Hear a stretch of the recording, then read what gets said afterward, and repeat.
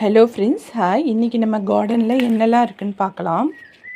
இந்த காராமணி பயிர் வந்து நல்லா காய்ச்சி நல்லா முத்தி போயிருக்கு பாருங்கள். நல்லா பழுத்து க்ரீனாக இருந்தது எல்லோ கலரில் மாறிட்டு நல்லா காஞ்சி வந்துடுச்சு. ஸோ இதில் ஒரு 7-8 இருக்குது. ஸோ இதை இன்றைக்கி சமையலுக்கு யூஸ் பண்ணிக்கலாம்.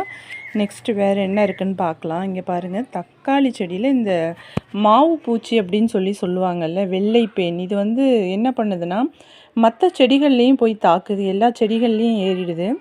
இதுக்கு என்ன மருந்து கொடுக்கலான்னு சொல்லி யாருக்காவது தெரிஞ்சதுன்னா கொஞ்சம் கமெண்ட்டில் எனக்கு சொல்லிவிடுங்க. அதுக்கு பக்கத்துலேயே ஒரு எலுமிச்சைப்பழ செடியும் முளைச்சிருக்கு. இங்கே பாருங்கள், தக்காளி பஞ்சாக அப்படியே நல்லா பழுத்து வந்திருக்கு.